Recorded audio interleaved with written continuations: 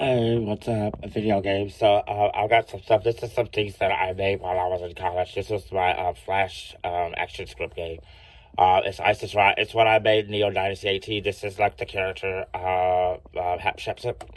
This is the game that I was originally making. Like, I'll show you.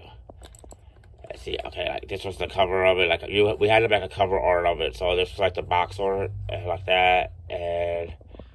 So let's see, and it goes, and this is the main boss. Her name was Hydra, and that was what when you fight her, and you can see the influence of what I have. This is what the control pad will look like on our headset. It will look like that. The ski will look like that. It will have also these four buttons, just like that, because that's the idea of this game. It was a touchscreen game, and these when she ran down the street, you didn't control her running. She just constantly moved forward, like on a driving game, and you can move her back and forth. But you use her finger to slide back and forth. Because underneath here, you can't see it on this image, but underneath here was like a little touch, and you could slide her back and forth. And then things would happen, like a car would come here, or like say something's object would come right here. And when you got close enough to it, when you're in the diameter of the collision, then you push one of these buttons, they would flash, and you push them, and it would make something cinematic happen. Like, she'd jump over the car, or she'd do something like that. So I wish I had that actual game, and I would show you guys, but my computer got stolen, so I don't have that anymore. But, so that's how the game played. And this was the opening screen, like when you turn the game on, this is what came on there. You clicked on these things, and it would take you to different little options over there. And her arm moved down. She has a pom-pom. She throws pom-poms, like, plasma pom-poms. So, let's see. And this is like a boss. Her name is Caletta, and see how she has all those breasts. She's a fertility goddess, and like the milks come out of there, and it makes a lot of evil things in the world of none. In the world where Neo Dynasty, yeah, that's what happens. She makes all the evil things. Her name is Caletta.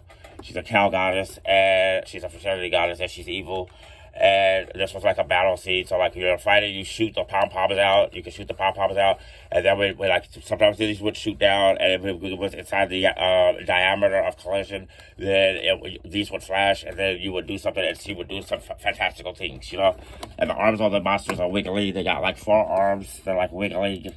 And like that, and see, this is the police. She follows that. She owns the local and the local authority. So she follows the police department, and she owns a news broadcasting company called Primal News. That's why her shirt says press. And you would just press around with your finger like that when you play the game. You just touch around like this, and she would move back and forth. And you could press things that she would like move faster. It was just different things that you could do with the touch. And that's why I named it Press. But those are the police officers that she followed. See, they're fighting the monster. See, there's the little cursor right here. The cursor's right there. And that's where you would throw the pom-poms, and they would like shoot out. Actually, in that class, I was the first person to really figure out how to make a projectile float out of your head. It was this class right here where I made this. It's where I made this. See, up there is Glitter Boy. That's Akhenaten. And then the man, you can't see him because he's the first person. He can shoot these things. These things that are right here, those are floating around her. There's like tons of them all in there when the game's moving. These things are floating around her, and then you're the first person, so you can't see him, but his hand comes up like that, and it shoots out like a ball of one of those balls of light when it's like flashing. And that was I was the first person, and I'm flipping like out of it because in our class I won the award for the best design for this game that I made right here. And at the top here he said, "Help me, Poppy Cholo, help me." And this little thing moves and floats around, and you have to shoot the hands, and then when you shoot the hands, and then you save the Poppy Cholo, you save the Glitter Boy. Well, this was made in Alice, a program called Alice. Frank Butler was my instructor. Thank you, Mr. Butler. And then this was the artwork. All there, like you had to make I've always liked to read the little game packet when you get video games. I like to read. I've always enjoyed reading them and looking at the images and stuff like that. So that's the kind of work that I do as I do it. It looks like I do things that will look like what you would see when you purchase a video game or you purchase a piece of advertisement. That's why my graphic design heritage, I guess, is what I would say. That's what it is. It's like I when I was as a child, I enjoyed reading the things on back of prescriptions and all that stuff like that. I enjoyed doing that, and I enjoy reading instructional manuals because of the images. I like to see the pictures. I didn't too much read the whole thing, but I like to look at the pictures and how they made them and how they displayed them. to express what they were telling, because you didn't even have to really even read the text over there to look at the blueprint like that. So, and that's what a game doc is, and that's what you learn to do in video game design school. Is you learn to, well, by the time you finish, you'll have a game doc. But, like, this is a story of how she became, like, Akhenaten. Hatshepsut is a goddess, and so, like, her brother is Akhenaten, is also her husband. So it's Egyptian mythology, so it's very twisted. And so when she was created, when he created himself, and then he spat her out. So, like, she's Tefsut. She's like the air or moisture. She's the air moisture. That's who she is. That's the goddess that she is, and that's who she becomes when she has bionic powers and shit like that. So, and that's the Hydra who floats around, around where they live at, called Nun. It's just like an island. And on there looks like, I would say, Oklahoma City or New York City or something like that. It's just a big old giant city. Mexico City, so it's a big old giant city that's inside, like, the crater that comes out of just endless water. Is where it comes out. It's called Primal Mound, and that's where they live at. But the villainess is like a virus. She floats over there. She like a little flower, and she floats over to there, and then she starts to pollinate all over the Primal Mound. And that's that's the objective of the game. That you have to stop her from pollinating, and they start to worship her. And these people, the characters on there are deities. Like I said, they're deities.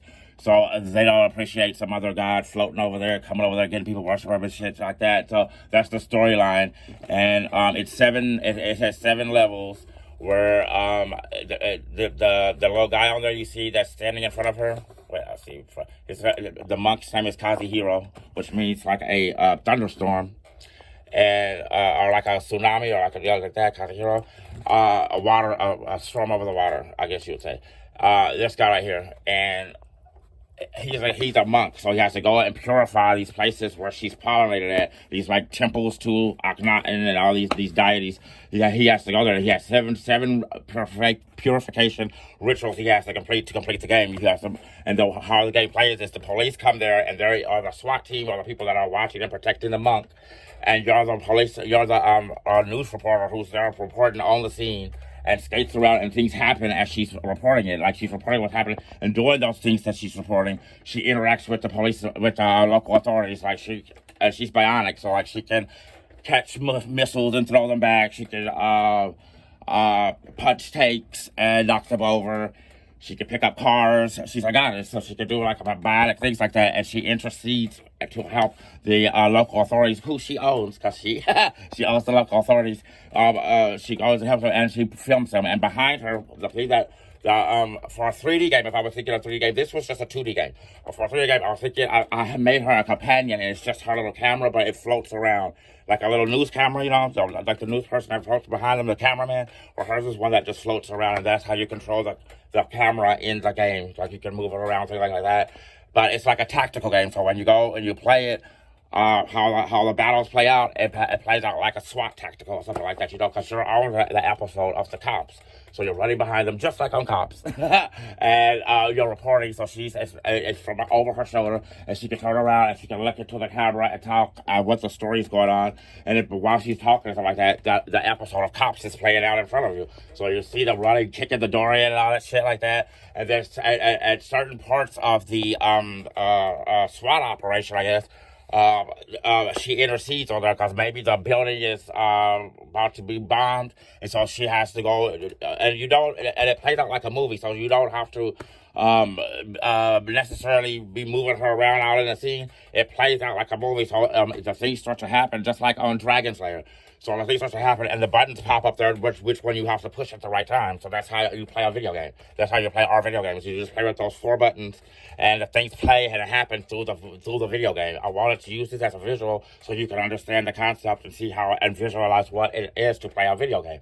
That's the thing that pops over the 4 buttons, and the games play out like that. So when she's going in there to intercede on the behalf of the local authorities, her the goddess powers, she steps down because she becomes I don't know, I practiced Buddhism for years, so it makes that strange to you guys, but she steps down because she's a green tower. A green tower is a bisexual female that will step down. She steps down on Earth to help and assist man, and that's what she does through Primal Mound. She goes in and helps the local authorities. That's broadcast live on her news channel called Primal Mound, Primal Mound News, and she is press. So that's how it works, and that's how it plays out. So I hope you guys enjoyed our visual, guys. Thank you.